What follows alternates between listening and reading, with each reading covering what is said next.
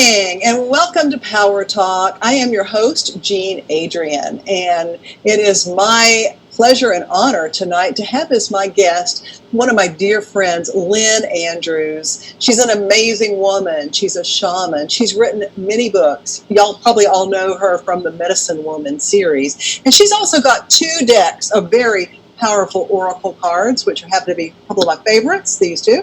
And tonight we're going to talk about oracle cards and kind of like maybe a little bit about Lynn's journey. So welcome, Lynn. Hi. Don't you love it when somebody has hair and they're trying to get it away from their lips? You know, it happens all the time to me, so I am like used to this. I can never figure out where it's coming from. I know. So, Lynn, tell us how you got started on this journey of shamanism. Oh, my goodness. Well, it all started on a dark and stormy night. Didn't all of our good stories start that way? So. Yeah. When I was 6 years old, I realized that I could see lights around people. Mm-hmm. I could see the energy within their bodies.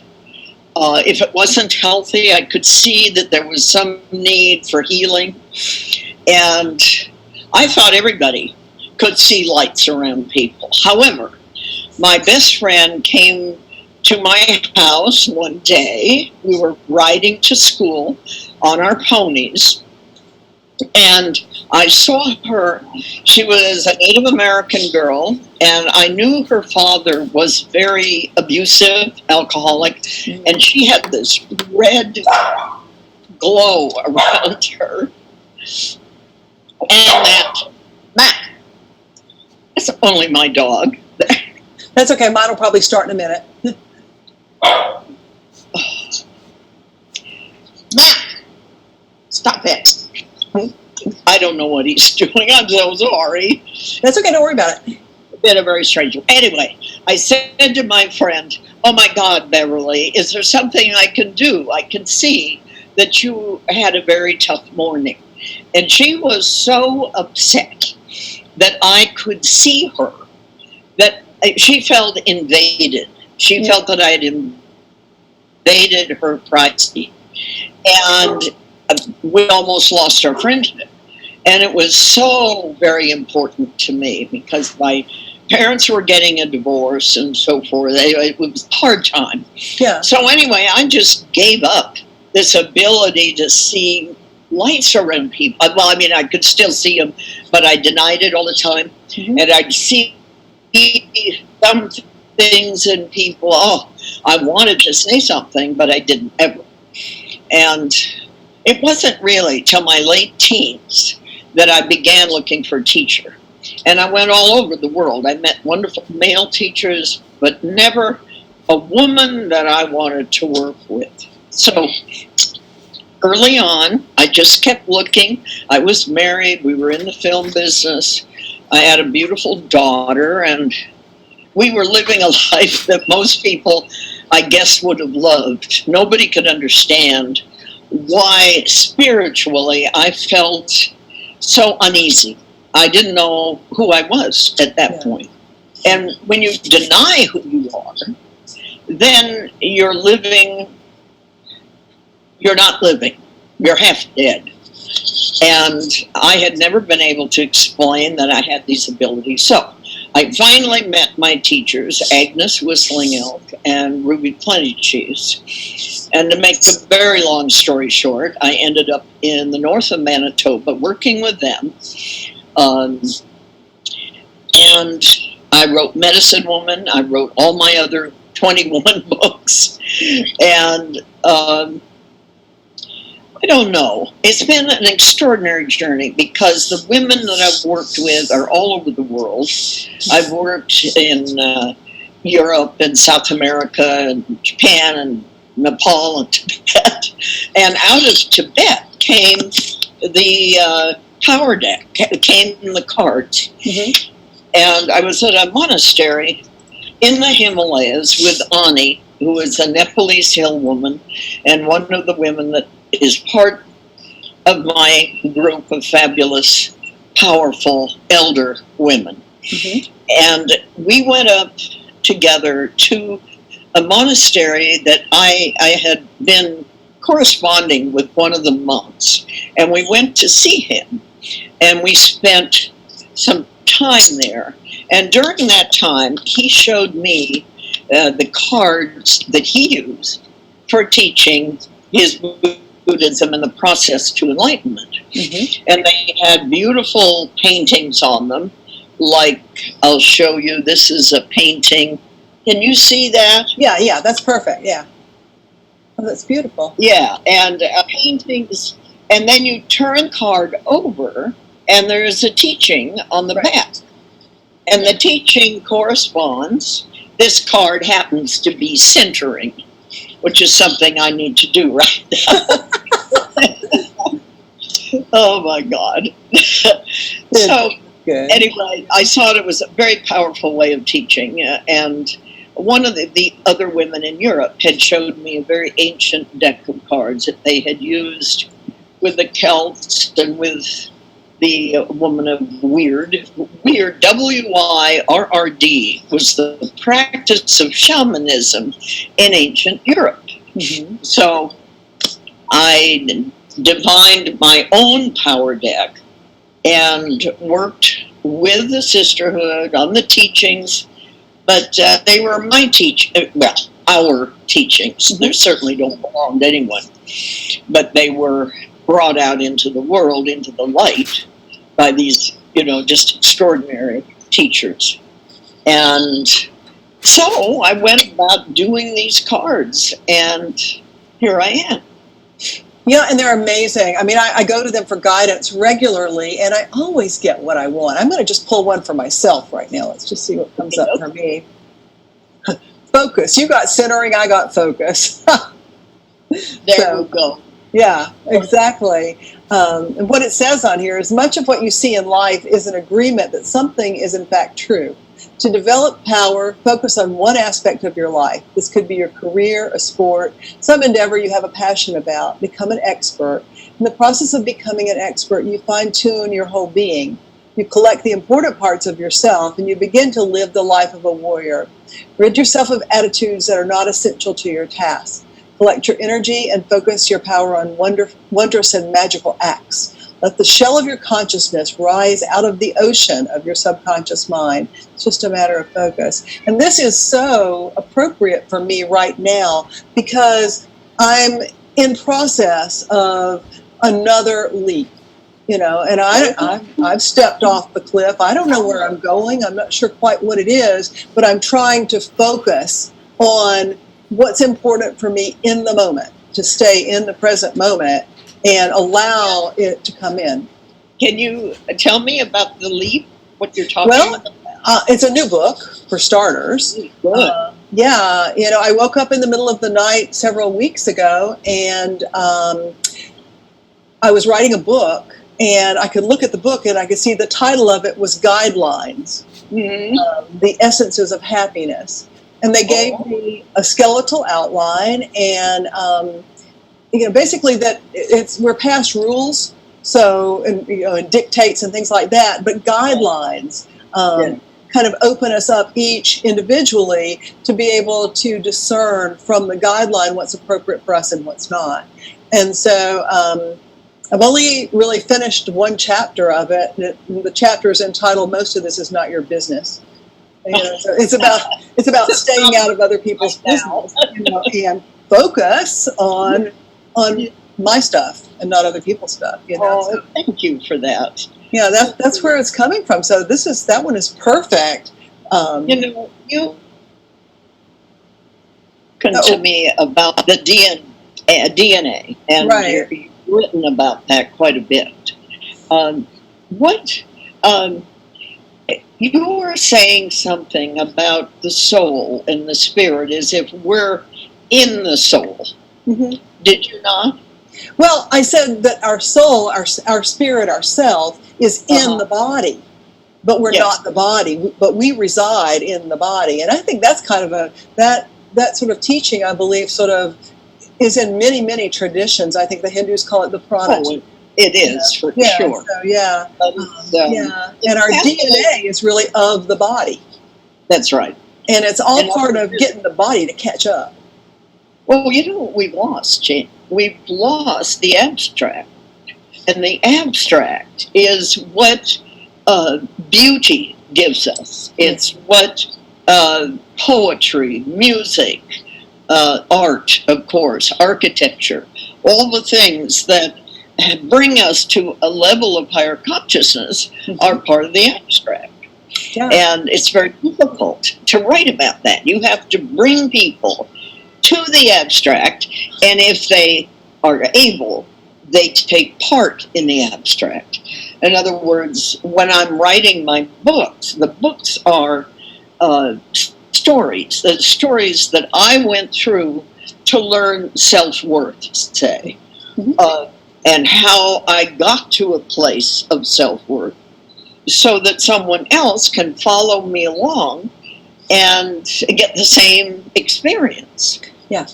Yeah, and that way we don't have to reinvent the wheel. By reading your book, we get uplifted, and you were the one that had to climb on the rocks and, sleep outside and, do all the hard parts of the shamanic journey. I did, and I must say to your listeners, not everybody has to go through what I did.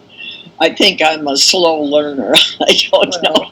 I tell that to people all the time, that, let me experience what I experience, but you don't have to do that, Right. It's a choice. You can, but not everybody wants to trip over a root and impale their face on a stump either, to learn a lesson. So that's one of those hard ways to get it. Right. But stubborn, I think, is probably my middle name, so. Yeah. I was so interested in what you were talking about with the DNA, because I am taking people on a trip. Look at this card. Ooh. Oh, yeah. I love it. Isn't that wonderful? Now, that's from Sacred Visions, right? Yes, okay. And it was the beauty card. And the beauty of a friendship creates an energy that is seen in a person full of love, expressing your highest nature with another who is equally engaged. Rings bells of joy for all to hear. What can you do to heal the turmoil in the world? Become a true friend. Create your friendship bundle and hang it around neck like a great bird of prey. Feel yourself softening in a westerly wind, knowing the grace of dreams realized. Something is blooming outside. I can't breathe. I can't talk. Well, it was here a couple of weeks ago, so trust me, I know where you're coming from there. But yeah, and I think that we can change the world, but we have to change it from the inside out. We have to create that friendship bond. Yes. That old thing about when two or more are gathered together, which is why you have to pull together groups to take on your journeys, is because it's the power of the multiplication of the one. Well, true. And we're so isolated these days. Everybody is saying that. Oh my gosh, everybody is on their phone, on their iPad, and they can be sitting at dinner, working on their iPad. Oh yeah, it's crazy. Yeah. So kind of because I think we've lost the ability to have conversation. What do we talk? Can you find somebody to go to lunch and talk? Mm-hmm.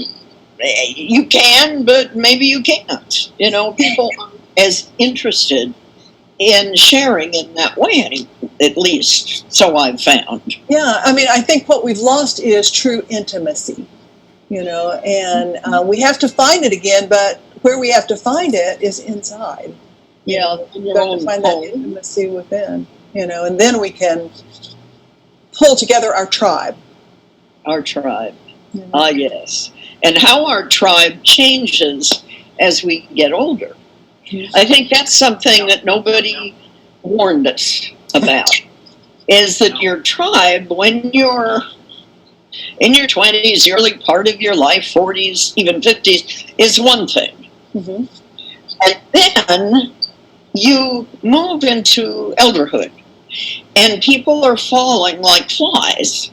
You know, people that you knew and loved, they're going on to their journey, whatever it is, but they certainly can't meet you down the street for lunch or dinner or a lovely conversation, you know? Mm-hmm. So the change in tribe is quite something. I mean, if you look at it, what does tribe mean? It means a circle of people that have gathered together and lived their life. Mm-hmm. Well, like the ancient tribes, Native American, for instance, I mean, they had a tribe. And then, you know, the grandparents, and this is in the Asian countries too, the grandparents, they'd all live in a complex, and the grandparents take care of the kids, and the kids would grow, and the parents would take care of everybody and make money or whatever it was that needed to be done. And we've lost it. We really have. We're isolated somewhere in the city, mm-hmm. right? Or somewhere on a farm or ranch way out there. It's interesting. Now what? Well, it is, you know, and I think I had to fully immerse myself in that isolation in order to appreciate finding my new tribe. Because when I was living in the North Georgia mountains, I lived in a log cabin on top of a mountain. And I was basically a virtual hermit for almost 5 years. And I was doing inner work that whole time, you know. And I would come down off my mountain and find people to be with, but they weren't my tribe, you know. And then one day I heard that message that said it's time for you to move. And it was because my daughter had gotten sick. And so I moved to Tallahassee, which happens to be my hometown. I was born and raised here. I left in 1970 saying, man, I'm done with that one horse town. I am never going back. You know, and here I am. And what has happened here is that I am pulling together my tribe. And it's not people that I knew when I lived here before that I grew up with. It's people of my vibration, my soul group. And it's quite interesting how that's happening. But I think I had to do the aloneness first in order to really appreciate the tribe thing. Have you experienced anything like that? I don't know what's happening. Well, I just got back from doing an event in Denver and lecturing and sitting on the tarmac for 5 hours in the middle of the night, trying to get into Denver that was in the middle of a storm and blah, blah, blah. Right. And it's just amazing what's going on right now. I couldn't get up on this to see you. My cell phone just broke. I don't know. It's just a lot of little things that are chipping away. But I lived in Beverly Hills most of my life. Mm-hmm. My ex-husband was head of Warner Brothers and made movies, and we had this kind of wonderful life. And, you know, there were people everywhere. You could get together, you could talk, you could do all kinds of wonderful things. And they understood the creative mind. Mm-hmm. And I lived part-time in Santa Fe, and I started the Santa Fe Writers Co-op, and writers would get together at that time and talk about what they were doing. Well, now, a lot of those people passed away, and well, writers now jealously guard their agent. They don't want to talk about their next book because someone may hear it and steal it. And there's a different frequency to all of them. So I don't know what to tell you. It's a very interesting time, and I know friends of mine who are going through this time in human history. It's very challenging, and it's a great adventure. No, for sure that, yeah. But I found that I can't be a part of those kinds of groups where there's any kind of jealousy or conflict. I have to push that away, you know, and I found a lovely writers group here in Tallahassee where it's a bunch of women who want to support each other in what they're doing. And many of them are associated with the universities here because we have two major universities in Tallahassee. So there's a good educational and academic structure. And within that group, there doesn't seem to be any of the competition. It's all about collaboration and cooperation. But boy, when I step outside that ring, I know exactly what you're saying. Yeah, it's interesting. And by the way, I have a fabulous writers' school. Cool. That's wonderful. If anyone is interested. Absolutely, I will tell them. So yeah, can they find out it on your website? It is, yes. Okay, LynnAndrews.com. And I published a book with Penguin called Writing Spirit, Finding Your Creative Soul. And I'm so proud of that book. You'd enjoy it. It'll make you laugh and make you sad. It's very good. Yeah, cool. Okay, so I'm going to read that one next. Yes, after you pick a power deck card. Okay, so let me choose this one. Ooh, this one is very red. That's kind of about tribe. It's called Quickening. Oh, yes. Read what it says about quickening. Okay, it says, you can never really teach a warrior about the unknown with words. You must use experience. But if you look into the eyes of a woman of power, you may catch up with her a little. She has years of truth ahead of you. However, her eyes can quicken you like a river heading toward the rapids. Open yourself with love, not with understanding. You cannot love with your mind. Listen from your heart. If a camel is walking down a path and another camel passes him, the first camel will go faster to keep up. This is how power works. Don't learn everything with your mind. Quicken your spirit by letting go of attachments and move to a stronger vibration of power. Cool. It's true. Yeah, I think when I work with people and they want to know about shamanism and healing and all these things, they forget that something has kept that from happening, until we met, say. I mean, just an example. So first of all, you have to understand what held you back. And then you work on it. Usually, in recent history, I have worked around the world doing book signings and things like that all over the world. And I would work with people as I went along. And the interesting thing is that I would say 93% of those people have come out of abuse in one form or another. So you say, why is the world so filled with war and difficulty? Well, look who's creating the world right now. People who have come out of abuse and have not dealt with it. So to become a healer, you first of all have to deal with your own issues. If you had abuse from your mother, say, it lives, unless you've worked on it in a special kind of way, including spirit, it's in your body somewhere. And it holds your reaction to activity that happened in your life. And you need to know about that. You need to deal with it, whoever it is, before you can go forward. I mean, I look at people who are teaching wonderful things, but they don't clean the instrument first. Right. You need to dust it off and so forth.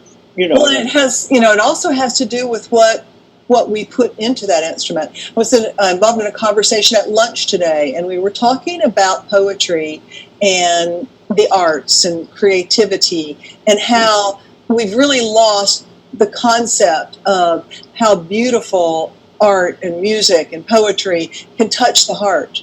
We were actually talking about the book To Kill a Mockingbird, what started it off, and then we ended up in Florence, and the beautiful paintings and art there. And it occurred to me that part of the reason why we're having so much ugliness in the world today with mass shootings, almost every day there's another one, is because the art that people are listening to today is that angry music. And it's filling people up with a message that says it's okay to go out and shoot somebody. Take your anger out on somebody else, that kind of thing. And games, too. Yeah, and video games, exactly, same thing. Someone, whether it's an angry bird or an angry man or woman or something. Yeah. But therein lies that issue of communication. You know, you were with some people at lunch and you talked about things that enliven you, that are rich for your soul. And if you don't have that opportunity, wow, you know, you have to find it. But you do. Take an ad in the paper looking for soulful people. Well, you know, this particular group of people are people that I met at the yoga studio, you know, and in the beginning, you know, I would go to yoga on Mondays and just go and leave. But when you show up on a regular basis, then you begin to make these connections, and they're like a spider web. They're interwoven connections, you know, and they were all going to lunch every Monday after yoga, you know, but because I was going there and leaving, I didn't know that. And, you know, so now when I can, I go to lunch with them and we have, you know, higher vibrational conversations, because this is a group of women that are focused on higher vibrational things. Yeah. Not rap music for sure, and not video games. No. You know, and I'm sure people listening to us chatter about this are going, oh, you know, what? You want to go to lunch and learn these magnificent teachings? It isn't about that, obviously. It's about, as your group shifts and changes, I moved from Beverly Hills to Arizona, to Cave Creek, so that I could have my animals and take care of my horses and goats myself and have them on the land. You couldn't do that in Beverly Hills. No. So I moved. And, you know, it's a beautiful piece of land. I'm right up against the mountains, and I can still get into town, you know, quickly. And it's been great, except I never took in the fact that, wow, there's a difference in life experience. You know, I mean, there's really a difference. And that's all fine. Yeah. And I'm very happy here. It's beautiful. And I accomplished what I wanted to do. I wanted to take care of my animals till they passed on. I didn't want to sell them or give them to somebody that I didn't know what they were going to do 2 years down, you know. So here I am, and then I lived part-time in Santa Fe, but then I got to the point in my life where I sold that house, and now I'm here. And I visit Santa Fe, but it's not the same as living there. Oh, yeah, exactly. You know, and like tomorrow, I'm driving to Atlanta to visit Atlanta. I'll get myself a dose of the big city community and that energy, you know, for a few days, and catch up with my old friends, and then I'll be back here. I think that's wonderful. And go to the beach. Go to the beach? Are you on the beach? We're about 30 minutes away from it, yeah. I miss the beach. Oh, golly. Well, our beach here in the North Florida Panhandle, it's called the Forgotten Coast, and it's not a lovely beach like you get over towards Panama City and Pensacola, and it's the white sugar sand and the dunes and all that. Here, it's kind of mud flats, but, you know, there's some waves, and it's water, it's salt water, so it is quite lovely. It's the best we have. Oh, I think that's great. I miss the ocean. I've never lived away from water in my life. Yeah. And my daughter said, well, Mom, you picked Arizona because it used to be the bottom of the sea. Right. That's true, I guess. I don't know. Well, we have run out of time, so I just want to thank you, Lynn. So viewers, her website is lynnandrews.com, and these beautiful decks of cards, you can get them there. You can get them on Amazon. You can, in her 21 books. Another one. Yeah. Yeah. Oh. A Native American medicine man holding a white buffalo baby calf. That's so cool. Yeah.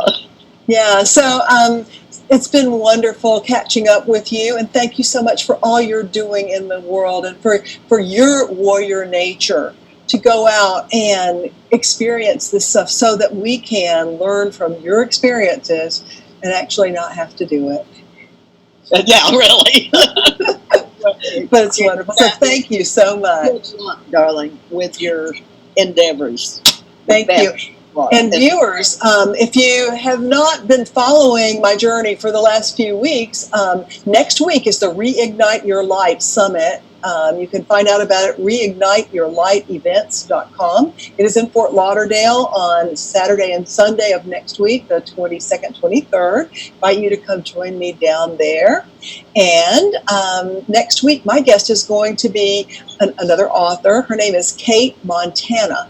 And she has written a book that blew my mind. On the surface, it's a romance novel about a woman about my age and Apollo, the Greek god.